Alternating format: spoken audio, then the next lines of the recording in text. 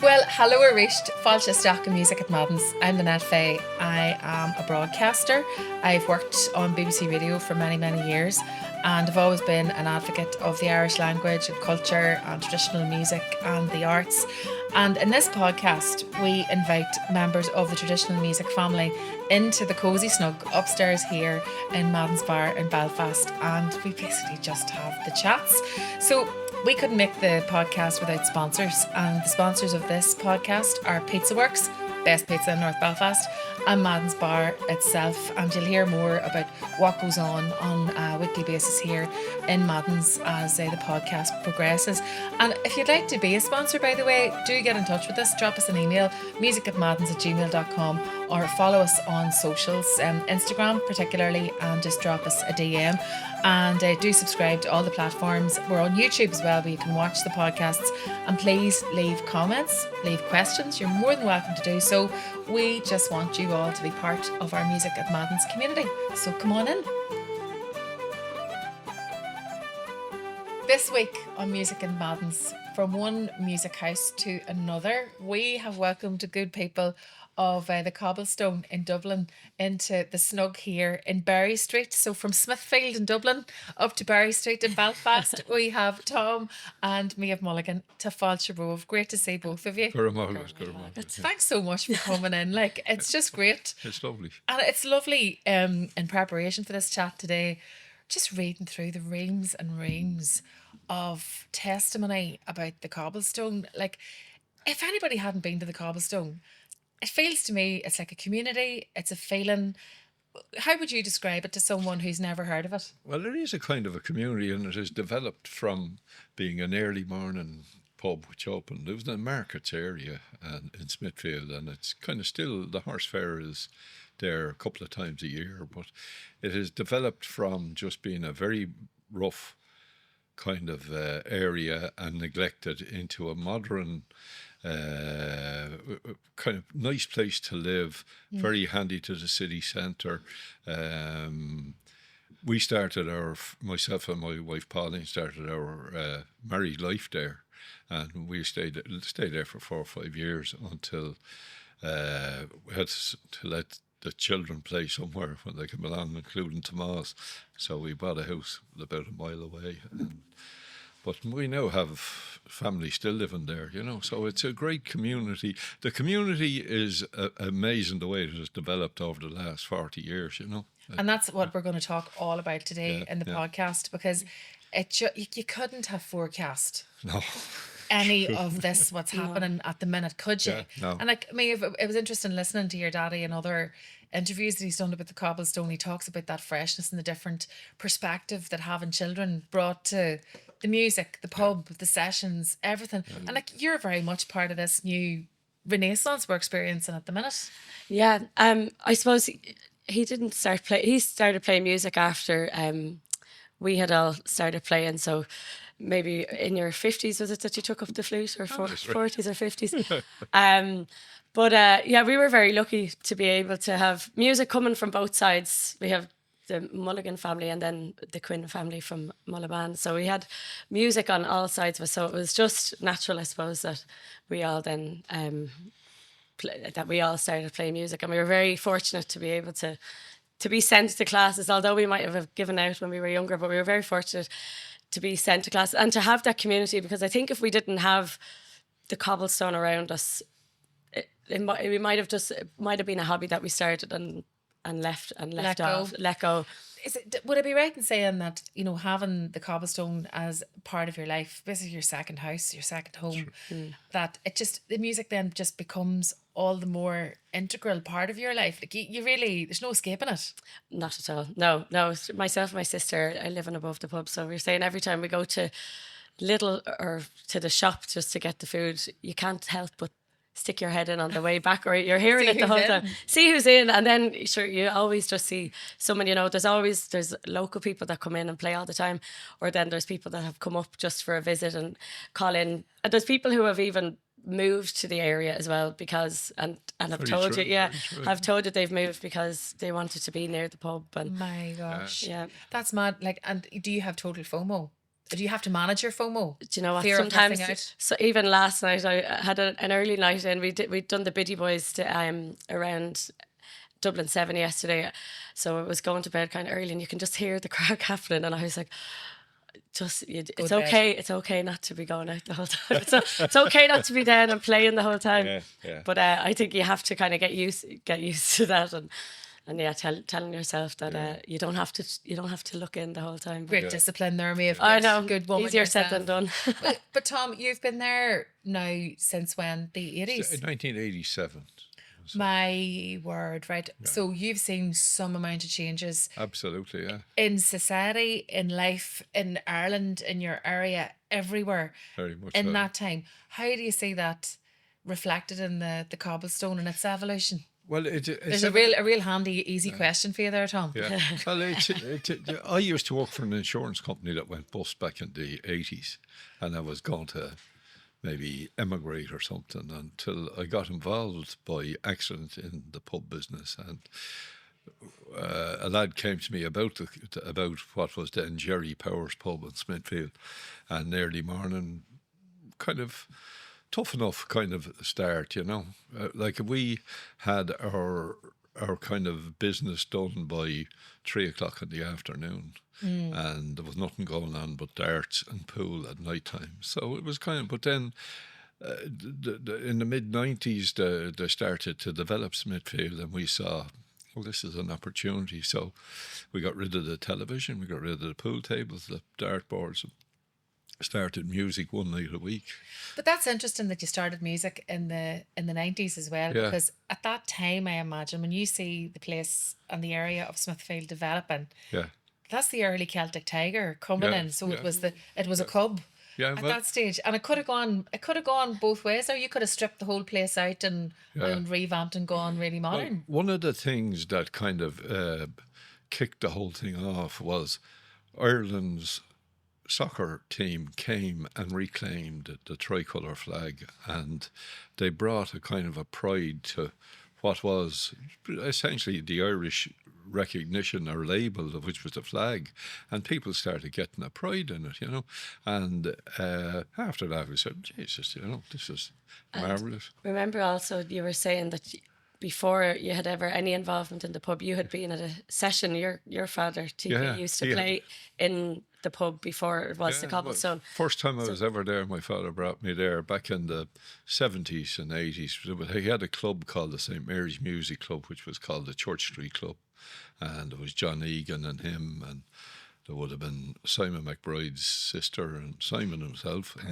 And, they were all playing there for a period of 2 years while their club was being renovated. Now, they were only renting it, but it was a great place to go on a Wednesday, And so he wasn't the first one to bring music there, but Well, the first gig we ever had, the first night we ever had music, I had my brother Neely, Larry Kinsella, who was a concertina player from Wexford. He's since passed away. There was Vincent Harrison, another returned Yank from Leitrim originally, but he lived in Clontarf, fantastic fiddle player, gone to the great fiddle players in the sky now. And there was Sean O'Brien, a lovely flute player from son of Paddy Bon O'Brien, who's still playing phenomenal music, And while that was going on, a row broke down at the other end of the pub.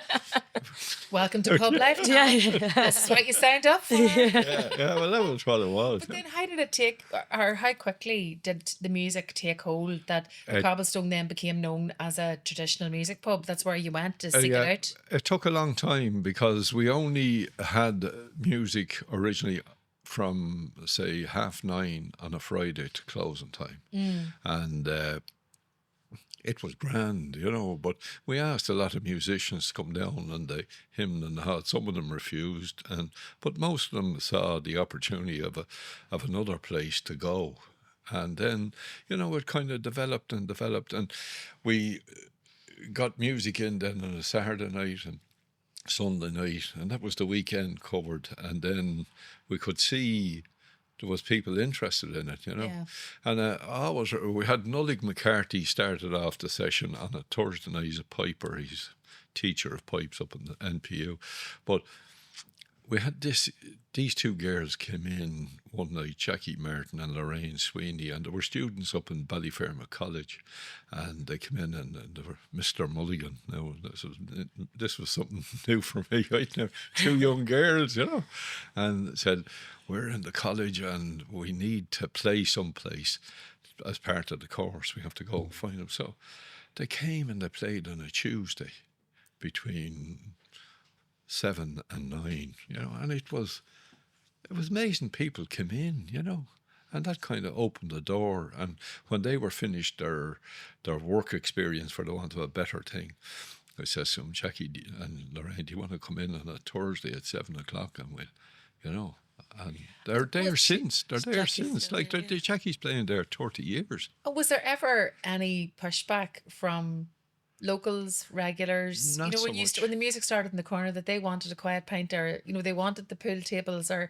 they wanted the tellies. Yeah, well, the pool. 'Cause you're dealing with something there where you want to promote the culture, but you also have a business to run at the same time to keep the doors open. Well, the business was kind of nearly self-financing when we opened at 7 in the morning, and there was nothing going on after 3 or 4. Like, tea time there was nothing, You'd get people in the morning time who were looking for parts for cars, and the scrapyards didn't open till 9 o'clock.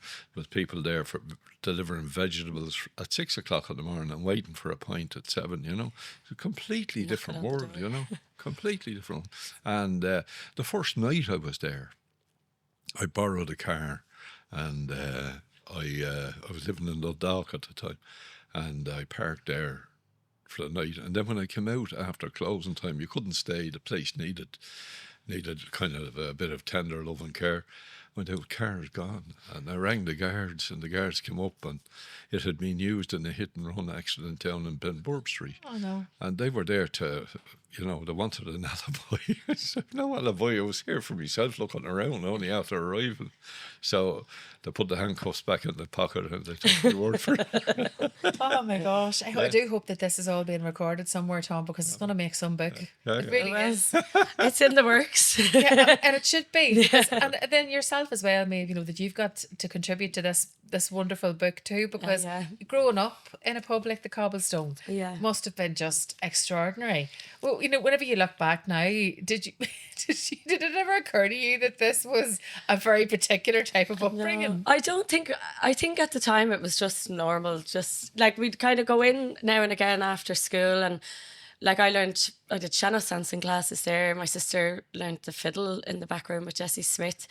So it was just kind of always kind of going in, and you'd go in and see the likes of Jessie and Mick O'Grady playing, and there's some kind of faces you just remember. And I think like when we grew up learning music, like there was a group of myself and my friends learned music out in Kilter, Clontarf, which was kind of a breakaway of cultist group. And we used to do it every Saturday night. And I think when we kind of got to a certain age, after 18, we were all a bit like, what do we do now? How do we all meet? And there was a great gang of us. And I think that I'm very, very lucky in the fact that I have a great group of friends. All musical. All musical. And then all our parents are friends because of it. They're in a singing group. They're in book clubs together. Like my mum is in a singing group and a book club with their parents. But when it came to that age, that we were like, well, what do we do now? And that the Cobblestone was the kind of continuation of that we were all able. There was gigs on a Friday or Saturday night that we could all just go in and play a session, all meet up. And so that really, like, it was just, we always call it like HQ with our friends. So it really is the kind of the headquarters that we all just go and meet there. If we're going on a night out, we usually meet there and then we go out. But it was great to have that. I think kind of the older I got, the luckier I knew I was, just that we had that, for not just for myself but for my friends and for like my siblings and their friends as well, that we all have that. It's just the kind of the natural progression on going in there and playing, and we still are in and playing every so often. Not we go in at least, I'd say, once a week anyway. But it's your friends then, because your friends are all playing music as well. Then you've been bringing them in, but you've been playing sessions in the Cobblestone as well. And did that then change up the vibe of, you've different generations of musicians here playing? Would you all play together, or would there be a younger person's session with their stamp on the music, or how did that all kind of I suppose, evolve? I think like we probably would have gone into certain sessions. So like Tom and Simon McBride have a session on a Tuesday and a Friday. So sometimes we would have gone in and played with them. Simon McBride is a father of one of my friends, Shauna and Ryan. So like, we would have gone in and played with them, and then you would have asked us any Friday or Saturday. They're usually open sessions for whoever. Yeah. Friday early or later, and then a Saturday. So he would have asked us like any weekend that we're around, if we were around to do it. So then we would have been bringing in different people, and then usually that would have brought in like maybe my sister would have come in or my brother, and just to come in along and play. So it was kind of like you would have had sessions with younger people, but then you also would have.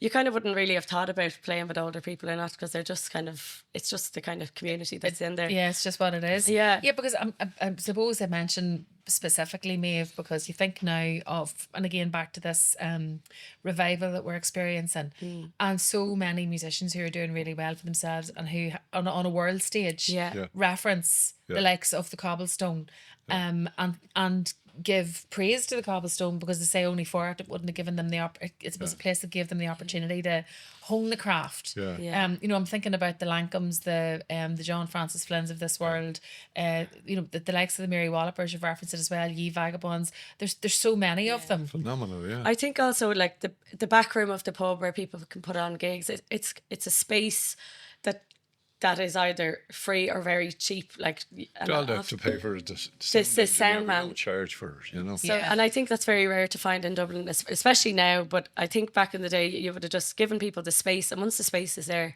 people use it. So what happened, or you're talking about the development of it, like we started off an adult learning group for music. You know, it's going over, the classes are going over 20 years, and that's that girl Jackie Martin again, and like all these people who started playing and learning at the time, they have developed into, they have their own session under like Joe Higgins on a Wednesday, and then they come out into other sessions now, and this is something that would never have happened. Now, Tom, is this the group called the Balaclava? I was wondering, was he going to reference the name? No, it sounds. This is just phenomenal. Okay, now stay with us, folks. Stay with us. So I to explain where the name came out. So the group of learners in the Cobblestone in Dublin, and also I should say DJ Provy, they were doing this before you ever had a balaclava on you. Or maybe he was one of them at one time.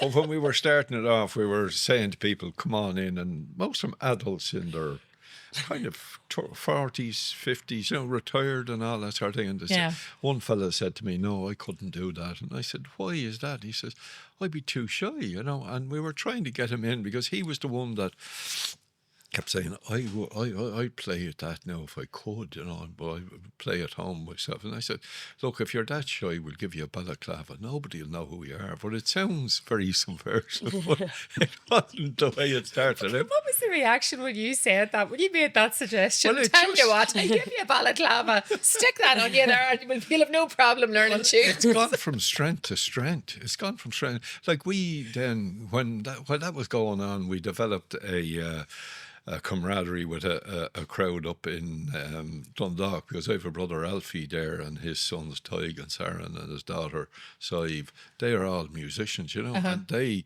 found us a group that were doing exactly the same in Monaghan, and another one in Dundalk, and another one in, there's a Balaclavas in from Kieran and County Leitrim, but the ones in Dundalk were called the jail boards because they were playing and learning their music in a former jail, and the ones in Monaghan were called the whistleblowers. We're all playing. They all started off as whistles. Now, you see your gang in the Cobblestone. Yeah.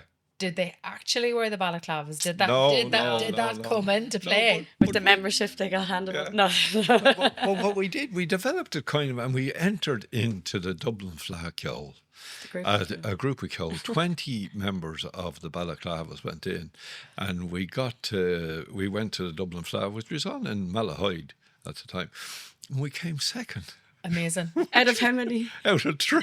I thought it was out of 2. Well, anyway, we went to the Leinster. Leinster Flat in Moat in County Westmeath, and for everybody that was involved at it, this was incredible. Like they were going down there, they were there 2 or 3 days in Moat before the Flat ever happened, and they stayed on, But and think they have about since it. then. You know, That doesn't surprise me. Yeah. Because, that even that admission someone said to you, I couldn't do that, because you do feel when you get older, you think, I can't start something new, because you're more self-conscious and you don't want people looking at you, and you're worried about making mistakes or making an idiot of yourself, and there's all of that comes into play. So I can understand if you're hiding behind something, it might make it easier to get out there and do it. So by even suggesting the Balaclava, you took all of that away, which was, it's a gorgeous notion, but Tom. it's a whole social circle now, you know, and that has kind of even developed further. Like we have an Irish language thing on a Wednesday, kind of Kirkle Cora. We have a Monday, we have Cueva teaching Shanos. This is her cousin is teaching Shanos. And then Louise we have O'Connor. Louise O'Connor, who's a fiddle player and dancer. She teaches set dancing on a Monday. Just see, they can't even see into the room with all the condensation and on the window. But the amount of dancers are in, there's Exactly the same thing happens packed, here Wednesday nights. And on Tuesday is a girl, Etna Etna Ní Cahan. Cahan, that goes under a stage name of Vinnie Vinnie Kay. Kay, yeah. She teaches Shano singing on a Tuesday. Brilliant. And they come out, when they have done their 6-week course, we're playing down the front. We make room for them. They come in, they sing 2 or 3 songs. What a buzz we get out of it. And then on a Sunday, we have something similar going on from mainland Europe. You have all these, what you would term as foreigners, which are not. They're all musicians and dancers, and they come in just to dance and play their music. So you've and just been mix. platforming and given the platform and the space Facilitation, to learn, yeah. to learn a new craft, to try something you've never tried before, you've always wanted to try, to give youngsters, all generations, a space for expression. Yeah. Like, it's fantastic. So we have an Italian guy behind the bar. He started out life as a barista. He's now a barman, but he's a lovely uilleann piper. Marino Pocari, and then there's a girl started there. She's from Cavan, and she's learning the whistle. And then we have Aaron has started. He was a guitar player. He's learning. So does everybody in the bar? They've no choice but to learn how to play music. This is what I was going to say. Whether or not they play or not, they will be supplied with an instrument from Tom.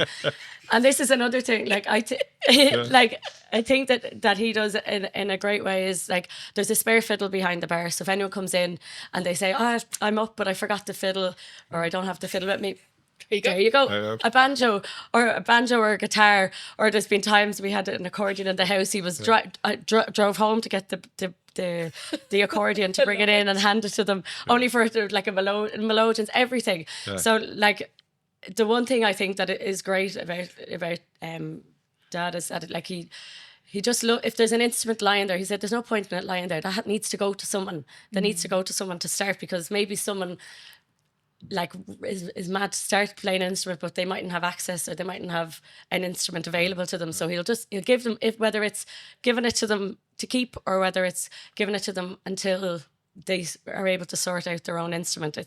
There's instruments all over the country that we don't know where they are or whose hands they're in. But anyone behind, I got a set of pipes off for Christmas 2 years ago, and because I'd made a comment in passing that we'd so many pipers, male pipers in the family, we needed a woman piper, and I just kind of said it not knowing that this would stick. And next thing, I opened the box on Christmas morning with a bag and chanter in it. So I started in the Peeper Uilleann on Tuesdays in September, but there was another set of pipes there, and I was like, oh, can I try them? He said, no, they're going to that barman, they're not for you now, they're for someone else. So there's always it's like one thing I think that you're great at is getting instruments and giving them to people, and making sure, giving people just the chance, the opportunity. and no excuse, Tom. No excuse. No excuse, no, you know. And speaking of no excuse, is it true that because you mentioned already earlier in the chat today that you kind of returned to music a wee bit later and picked up the flute? Yeah.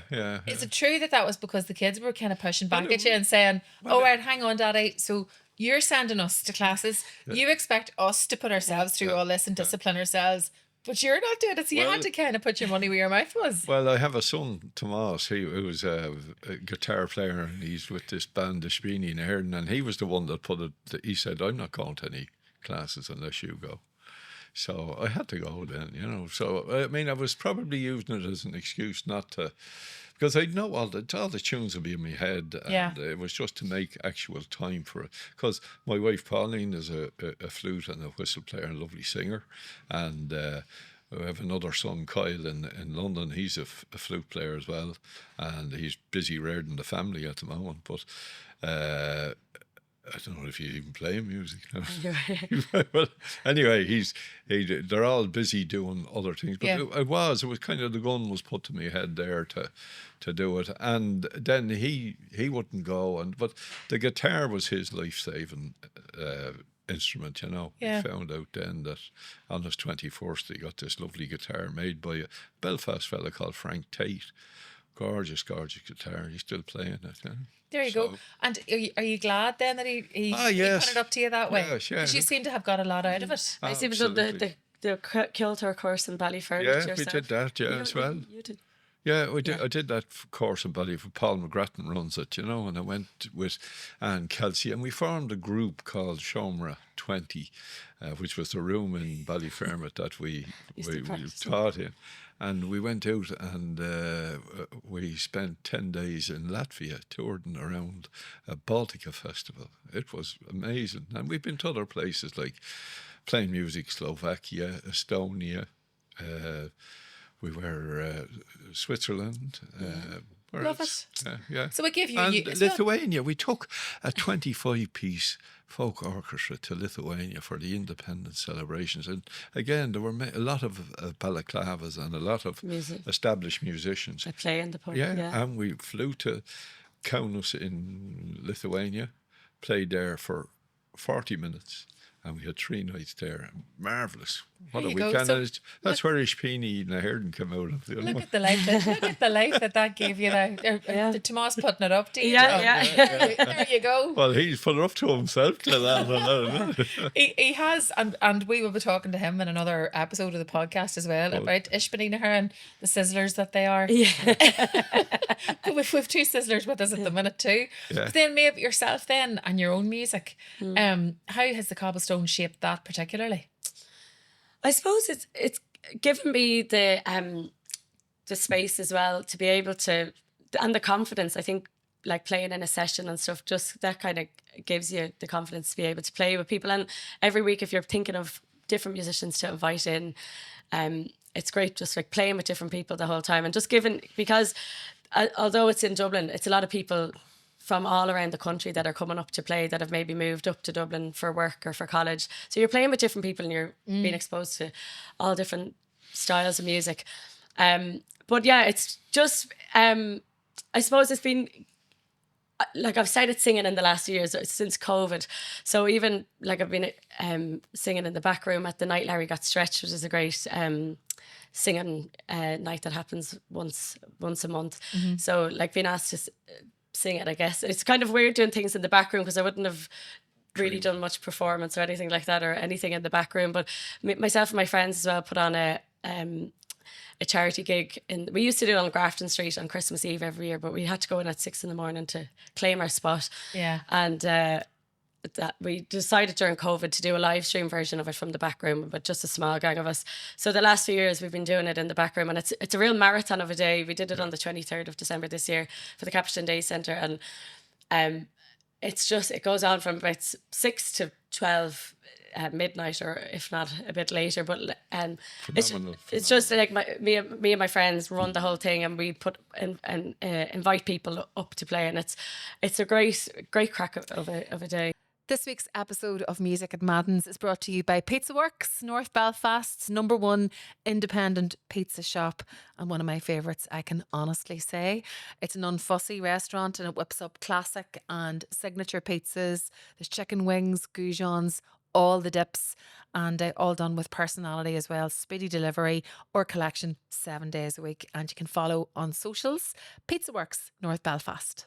This week's episode of Music at Madden's is brought to you by Madden's Bar itself, the home of trad in Belfast City, where you'll find live music 7 nights a week. And as well as that, let me tell you what other things go on here in Madden's. Wednesday night is dancing night, set dancing and step dancing. Thursday nights it's Gaelic agus Pinty. Slow session on the first Monday of every month. There's a teenage session on the first Sunday of every month. Kids come as far as Dublin to take part in that session. We have the Sunday Song concerts upstairs here where we record the podcast on the first Sunday of every month. Ishka Vilfarsche, the Whiskey Club, is on the second Monday of every month. And of course, the Music at Madden's podcast, which is recorded here at least once a month. And the proceeds of the podcast go towards the Madden's Bursary Scheme, providing summer school scholarships for children and teenagers to music schools, festivals and Irish language courses in the Gaeltacht. So keep up to date. Follow Madden's Bar on socials, particularly Instagram and TikTok, and follow Music at Madden's as well for the crack. Talk to me about moving from the comfort of the session though to standing in front of an audience whose attention is directed on you and you only. Because at a session, you know, there's an audience, but it's a different vibe. And then, you know, all your vulnerability is right there packaged with you, maybe on your back in a backpack when you're standing on the stage. I think as well, during the kind of just coming out of the lockdown, me and my friends were watching all these, I suppose with kind of the revival, lots of people putting groups together and stuff like that. So we decided to put, and we also wanted to go to festivals and get in for free. So we, so we decided to put a group together called the Len Collective. So it was a group of friends that I had. There was about anywhere between 6, 7, 8 of us. There's lots of us, but we put a group together called the Len Collective, and we, it was the group that we played with anyway, but we just put a name on it, and then we kind of started practicing a few things, and then we got invited to like Electric Picnic all together now and things like that. So I suppose like being asked to do like doing things like that, you just have to kind of go with it. And it was kind of, I think we kind of took to it like a duck to water probably. But since then I've been kind of doing a few gigs in smaller groups, either with on myself or with my friend Eva Carroll from Fecal in County Clare, or with Andrew Hendy. And I suppose I still get so nervous doing it. Sometimes I can't be dealing with it, but I think it's kind of good to just have to kind of do these things. I don't really think about it that much, and I feel like I'm not really trying to do things, but getting asked to do things is always great. So in the same way as your daddy there, it puts it up to you when you're asked to do things. And then you whenever you've committed to something, you have to follow it through, don't you? Yeah. So even last year, someone asked me like 2 years ago to do a gig down in Kerry, kind of near the Skellig, like Ballion-Skellig, but it had to be all through Irish, and I was like, okay, well this is a year in advance, so I was like, right, I have a year to learn a song in Irish. And I hadn't done anything. Even a few weeks before the festival, I was like, I don't know any songs, but I'd asked Blahin Vakana for a suggestion of a song, but you just have to rise to the occasion, I suppose. So I had songs for it, but other than being asked to do something like that, I wouldn't have learned those songs, or I wouldn't have put in the effort. But and also the Irish language is benefiting from this revival of the music, of everything. It's all complementing each other beautifully at the moment. And it's interesting there because you're saying that you only started singing a couple of years ago, and that makes me think, right, okay, but it's in your blood, it's in there because it's in your DNA. I'll talk to your daddy in a minute about his family and their background in music. We have it from both sides. So your daddy and his family, and then you have your mummy, who's Pauline Quinn from Mullaban in South Armagh. And then was it Michael Quinn was your granddad? So the Michael Quinn, storyteller, singer extraordinaire from the area.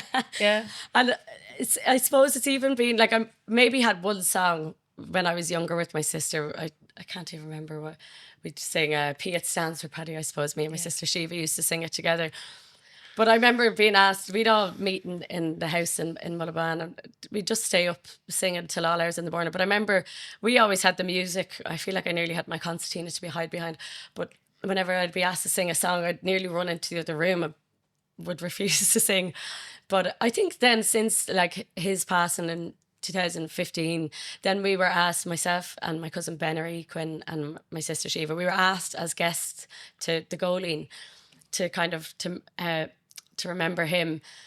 But again, I just had one song to sing at it, and then we played tunes for the rest of it.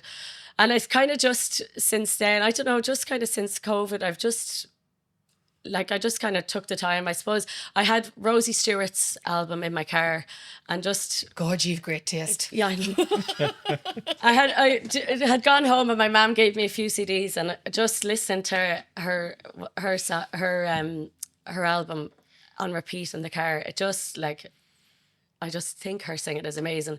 And then I've since been invited up to her singing session, the Rainbow singing session up in Glenfarne, which was like, to me, it was like, oh my God, being asked by your idol to go up and sing was brilliant. But it's a whole other, it's kind of a whole separate scene to the music scene. I feel like I'd kind of been in this, the whole music scene and the environment, but the singing, although they are connected in many ways, it's a completely separate scene as well. I know what you mean. I know what you mean. And like, whenever you've also referenced the night Larry got stretched, and that and the Goleen. Yeah. So the Goleen's been there for generations and always referenced as the one of the big singing hubs in Dublin, where people have really honed their craft, listened, learned, challenged themselves to sing the song. But then how does Larry got stretched? It feels like it kind of breathed new life into that whole scene. So can you tell me how that particular event, because it is an event in the Cobblestone, came about? Yeah, so it was kind of ran by MacDarry Yates and Niamh Burry and Joe. So they kind of, I suppose there's always a crowd in the Cobblestone these days anyway. There's always a crowd, and some people just kind of wander in and out to it. So it's probably a kind of maybe more of a social thing that people might be on a night out and just stumble across it. Or I don't really know in what because it's I've gone into it like multiple times, but it's maybe more of a kind of and now with the Goleen as well, there's a kind of younger generation have taken over the committee of the Goleen as well. So I'm just thinking that with the Light Area Gets Stretched, it has a very much like a social media presence as well. So it kind of has maybe younger people come, but it's all generations coming into that as well. So it is a lot of people who go to the Goleen do come to the Night Larry Got Stretched. So they're very good supporters of each other as well. And they're clearly they've got a hunger on them to go and seek out songs and singers and different versions of songs. Very true. Because even though we do have social media, there's nothing like sitting in the presence of someone and listening to them play music live or sing. Sure, that if there's a magic about it. And then when I mentioned your background in music, then Tom, I know you went back to the lessons when you were, was it in your 40s? Yeah, it would have been late 40s, yeah. That's brilliant, because I think that would inspire anybody. Well, it was something I had always in the back of my mind. Like, I mean, I went for tin whistle lessons to Paddy Bon O'Brien and Mick O'Connor, who'll be Liam's dad. Back in when I was a kid, and then it was something I put on on the long finger, because there was other things going on like the Beatles and things like that. and youth and all that. Now we're getting into it. And Curtin as well, Tom. Curtin in the kitchen. Up in Belfast. It was when I realised where, like, a lot of people I went to school with had no time for it. They'd give you a hard time over Irish and give you a hard time over the music, because they were all following. And I probably succumbed to all that. But then when the Dubliners and the Clancy brothers and all these ones come in, they were all coming asking us about this, So then we knew there was a conversion going on. Yeah. So, and we knew the Dubliners, because I remember coming home when I was in short trousers from a Christmas party up at my aunt's house. It was about a mile away, and they said to me, "Dad, there's a guy standing in the doorway there. I'll handle that." He said. He got out. There was 8 kids of us, and mother and father. And he come back and he says, "All right, Barney McKenna." So Barney McKenna, before he ever had a beard, And he came up because he thought there was a party on in the house that night and stayed. And like we would have been friendly with Ronnie Drew, and we know John Sheehan, and all those people were just gorgeous people, you know, and they were all. We knew them from Donahue's and we knew them from Everton Music. My father used to go off every weekend. Johnny Moynihan lived about 100 yards from us, and he'd come up to the house every Friday and knock on the door and say to my father, "Where's their music this weekend?" My father's nickname for him was Billy Can, because he always had a Billy Can hanging out of the backpack, you know? And he'd head off wherever he was directed to. You know, a lovely, lovely kind of innocent kind of way of going on, you know. But I'd say you could sit and name drop to the cows come home. And you don't even mean to, because it's genuine friendships that you formed with these people all over the years. But I remember Willie Clancy staying with us, you know, and I remember Seamus Ennis coming and staying for 3 months, you know. All these massive names. Sean O'Donoghue was a singer from Carna and Connemara. What did you make of these people when they were coming and staying with you in the house? They were just... Because now we hear those names, you know, everybody knows Seamus Ennis, or Willie Clancy, but we don't know what they were like as people. Well, how do you remember them? I remember them as a quite gentle sort of people, you know, like but any time Seamus Ennis was around, there was always something going on, whether it was fixing a set of pipes or writing a tune, or he would be transcribing music as well, like, you know. But he was a marvellous, marvellous man, you know. Seamus Ennis says 21 years to master the pipes, Méabh. How are you feeling about that 2 years in? I've another 20 and a half years to go, or more. 20 years, 9 months to go. We went to his funeral, and my father and myself went to his funeral, and Neely was at it as well. But it was, you know, these were just nice people. They were friends, you know. Brendan Brannock was another pal of my dad's, and like all the pipers. Like in 1969, they formed the NPU up in Bettystown. It was Bettystown. That's in the Peabury Ellen. Yeah, and like there's a photograph on the wall of the pub of all those pipers there, and we had Tommy McCarthy's. He's in the picture, and his 3 daughters were in the pub the other day doing a gig for the Trad Fest, yeah. And they were looking at this, you know, and they said, "Oh, that's their dad, you know, and they're over from London, and they've great London accents, but they're just gorgeous people, you know." It's just, it feels like, you know, what you have encapsulated and captured in the Cobblestone is a lifetime of stories and friendships of your own, and now you're capturing exactly the same thing for your generation and benefiting from, I suppose, everything that's gone before as well. One of the things that mesmerised me was when we started music, there wasn't a musician in Ireland that I didn't know, you know, and I was very proud of that until they started bringing in these musicians. Where the hell did they come out of? You know, they're good as well, you know. And the same would be true of Shiva, and the same would be true of Tomas. You know, they're bringing in these musicians I never even heard of, never crossed our path before, and I thought I knew it. You know? Yeah, but then isn't there beauty in that? That was the whole beauty of it, you know. And I had to find out then who they were. Yeah, you know. I think as well with the whole, there was at the time a few years ago we thought we were going to lose the Cobblestone. Don't know what the future of it is still. But when there was going to be the 9-story hotel built on top of the pub, this is when the whole kind of Save the Cobblestone campaign and Dublin is Dying campaign started, which was marvellous. Which I suppose it was like a lot of us doing it, but it was mostly our friends, because we didn't really know how to even start writing objection letters and getting people together. Yeah, well, you're in the eye of a storm, that's why. Yeah. And you're panicking about your livelihood and your future. We had great friends around us that were able, and even people we didn't know who were in helping us, people, architects, solicitors, people who were getting politicians in to help us, like, get people together to do it. And there was lots of objection letters written into Dublin City Council. I can't remember, was it? Well, there's a book a couple of hundred. But anyway, what we did was we printed them all out.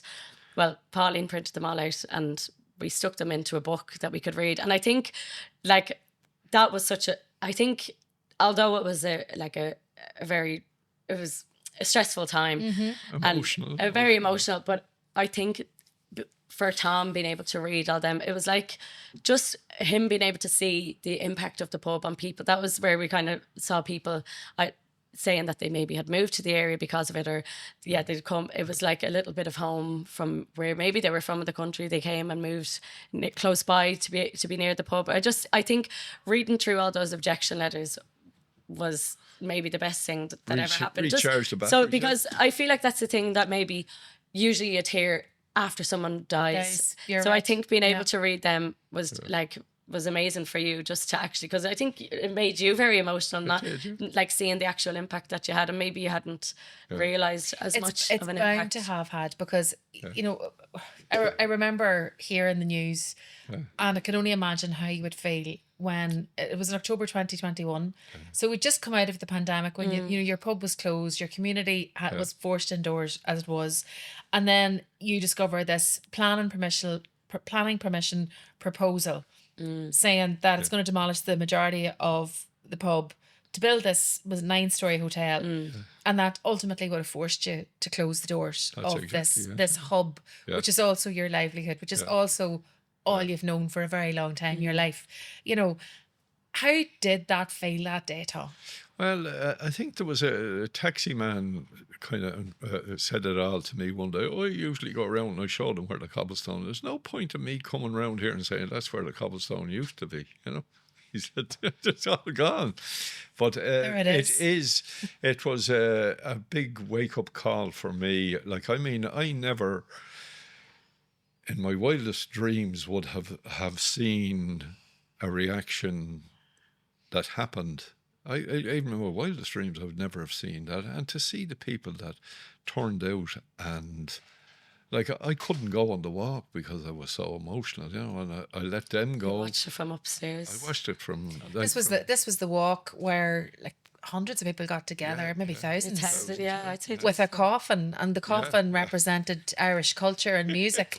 And they walked it down the streets of Dublin to Dublin City Council, offices, which is just on ahead down the river, down the River Liffey from yourselves. Walked down the river to the Halfpenny Bridge, and because it was the time that there had been planning put on Merchants Arch as well to close down. That's right. We walked down the Liffey over the Halfpenny Bridge to Merchants Arch and stood there, and then which is the gateway into Temple Bar, if anybody doesn't know, just over the Halfpenny Bridge. And then down to the city offices, and that's where there was songs and music, and the coffin was full of instruments.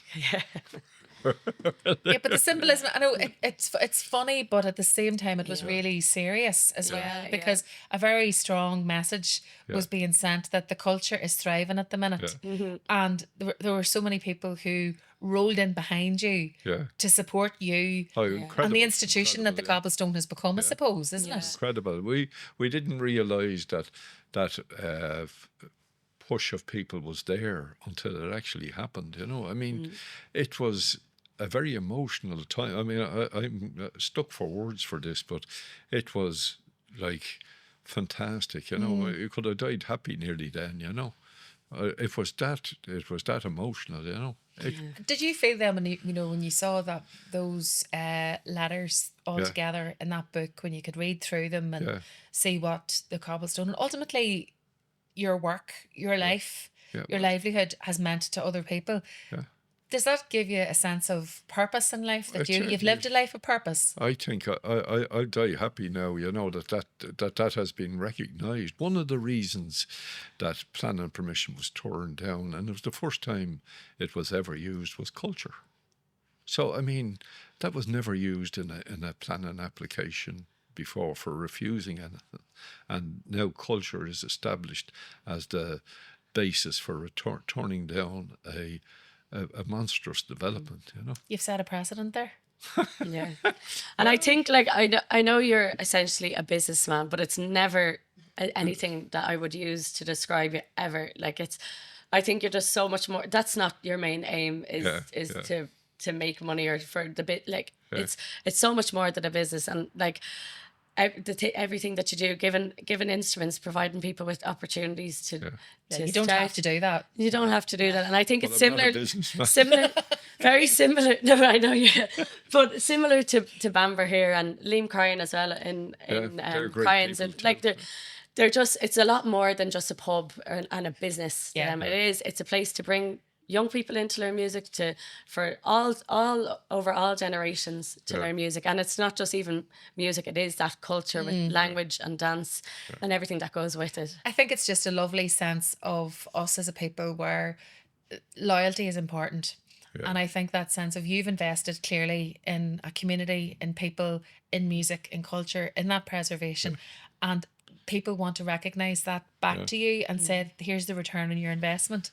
Do you know that you were right, and thank you. I think people were just saying thank you. Yeah. One of the reasons that happened with me was my father, when he came to Dublin first, he was the eldest of a family of 7, and he wasn't going to hang around to get the farm. So he came to Dublin and he got involved in the precursor of cultus. Like, they were out busking on the streets of Dublin to try and hold on to what was the original Pipers Club in Molesworth Street, and they were in debt. They had no money to pay the rent, and if they broke up, there was no way of contacting people to tell them about it. So they went on the streets, and it's a great photograph of my father and a lovely piper called Tommy Reck, who were great pals, you know. And my father learnt the pipes off Tommy Reck, and Tommy Reck was taught to fiddle by my father, you know, and the two of them in false beards, busking on what would be O'Connell Street, and they collected so much money that they were able to pay the arrears and the rent, and they were also to pay rent in advance, and they also ordered 3 practice sets of uilleann pipes for students that would be coming along. So they were way ahead of their side, and this is going back in the 40s, you know. It's almost like they're businessmen by proxy, where you know, they're just doing the right thing out of integrity, and they've reaped the rewards of staying true to themselves. And it seems like you've done the same thing. Well, I'm following on my father's legacy, you know, and maybe they're doing exactly the same thing in other ways. You know? Yeah, and now I'm looking with a bit of style. This is it. Now I'm looking at you, Méabh, then, because you've just heard the stories of your granddad. You're sitting beside your daddy, and you're clearly, you can tell you're so proud of him. Yeah. You can just tell in everything you've said there. I'm blushing. No, it's lovely. And sure, why wouldn't you be? Yeah. And I wonder now, when you do look at something like the Cobblestone, and you see this, you know, amazing focus that there is on this new wave of Irish traditional folk musicians, whatever you want to, however you want to refer to them, from a business point of view, though, because there's a business there, and you can see it online. You know, I was looking, we're recording this today on St. Bridget's Day. Yeah. I did a search on St. Bridget's crosses just to try and get a photo for socials this morning. And there were St. Bridget's crosses on sale on eBay for £11. And I was looking at it going, go down to the bog and get a lock of rushes. And then I saw a story of women making the crosses and selling them as well, because people are seeking this out. Yeah. So what I'm trying to say is, there's an opportunity here, and there is money to be made. Yeah. So, like, how do you make the most of it, Méabh? Is that something that it's not maybe to the front of your mind, but it's there, and you think, well, there's opportunity and we have to make the most of this here? Well, first and foremost, Méabh is a teacher in a Gael school, and because of what she's doing, she's teaching the kids how to make Bridget's crosses as well as Gaelga, and they're teaching them all about the Irish culture. That you could sell for more. Little workers working.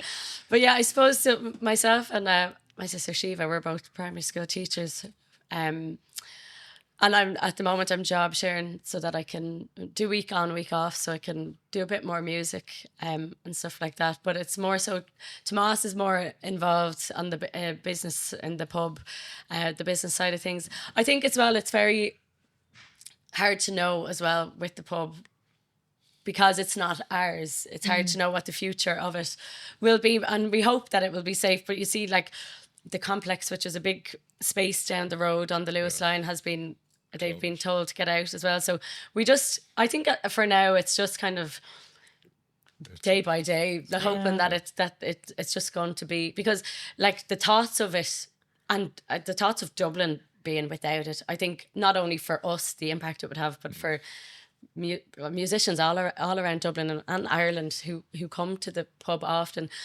Even I'm just saying, for the Balaclavas, there's people that get the train up weekly there's usually a queue outside the pub on a Wednesday before 4 o'clock of people coming up and like traveling all the way up Because to get in. that's their focus for the week. And That's the highlight of the week. And yeah.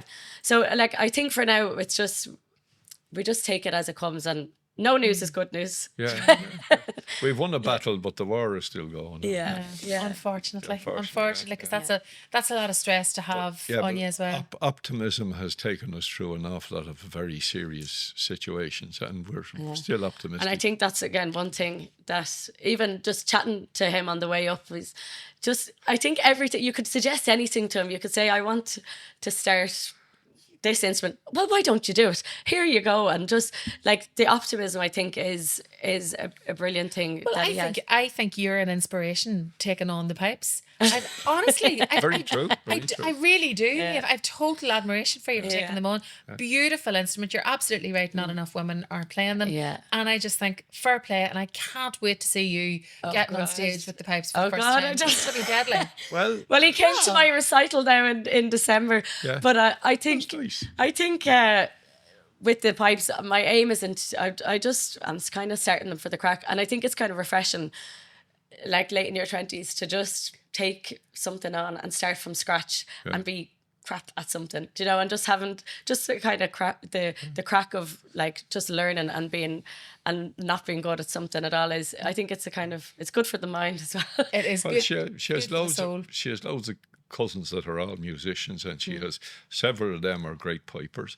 She has 3 uncles that play the uilleann pipes. Her granddad was an uilleann piper and a fiddle player, and her great granddad was a concertina player. So in you. Yeah, which I didn't know. So It's in the DNA and it's in the bones. Yeah, my who he and me have shinner die.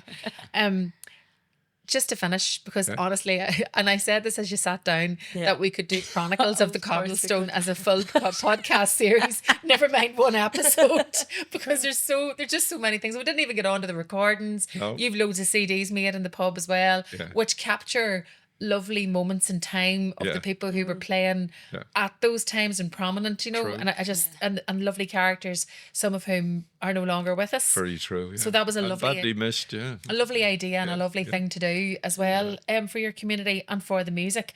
But your ambition, Tom, was always to leave Irish music in a better state than you found it. Very true. So do you feel that's been achieved? Well, I'm kind of witnessing what, as you've gone to pains to talk about, this resurgence in the Irish identity and what Irish culture is about, and it is now mixed with other cultures, and it is developing. Irish music and singing and song and storytelling has always been a development, an ongoing development, and some people would say it's got too fast and now it's too slow, but it always comes back to the same thing. The tradition is being driven forward all the time, and now there's a new generation and even another generation coming up again who are driving it amazingly and driving it with pride and giving the whole country a pride. Like Méabh was out in Japan for 6 weeks. You know, I mean, playing at the expo in Osaka with a load of other Irish musicians, and they have done more for Ireland. And we've had a couple of Ceilidh bands over from Japan. Our culture is perceived worldwide as being the culture of choice. If you had a choice and wanted a culture or a language or a song, it is Irish, you know. And we're certainly boxing above our weight there. Yeah. I think it's a thing that some people like to gatekeep as well, is the music and the song. But I think it's ours. It's everyone owns it. It's not one person's, or it's Very not a true. group of people. So I think like the music is becoming more accessible to people. I think people are seeing bands rising they're becoming maybe more aware of the music, and now they're being able to see that they could actually do that too. People who maybe it was never on their radar are now being exposed to Irish music. And I think like the pub is doing that as well, as is Madden's, as are other pubs. But I just think it's the more that it's like, I just think we need to understand that it's our music and it's not any one person's. And like, I think that's kind of the... We toyed with the idea one time after doing the Camino trail in Spain of forming a kind of a Camino trail around Ireland that you would carry a calling card and get it stamped in pubs to say you had played there. Or We did the Camino in May, and this when he was doing this, he said, "Wouldn't it be great to do a Camino around the Of pubs?" music. And you get the train up to Belfast, and you get your stamp at Madden's, and then you come back, and then you go to Cork, or you go to Mayo, into Yeah, Matt Malloy's, and into Cryans, and I think you're onto something there, to be honest with you, Tom. you get That's that right. copyrighted now. idle thought. Now, all we need then is for someone somewhere Yeah. to take over O'Hanlon's and Mullaban and just do it up Yeah. again. Reform back to its former glory. That's Yeah. right, And make sure that gets a stamp on that tree. I know. What a lovely spot, you too. Great You know, and the music we heard there and the singing. We were just in Larkins on Even- Thursday night in Fort Great Hill as spot well. too. Yeah, Yeah. well, I got married in the church in Mullaban, and half the attendances went into Hanlon's pub, and they were talking about the music that was being played there, and that was kind of a daytime thing, you know. Oh, it's a beautiful part of the world. Come here, look, as is the Cobblestone, and thank you to both of you for coming and joining us. The stories were fantastic. When my ansoltas and chorus and Míabh Mulligan, Méabh agus Tom Mulligan, Míle buíochas. Go to Méabh, Go to Méabh, go to Méabh.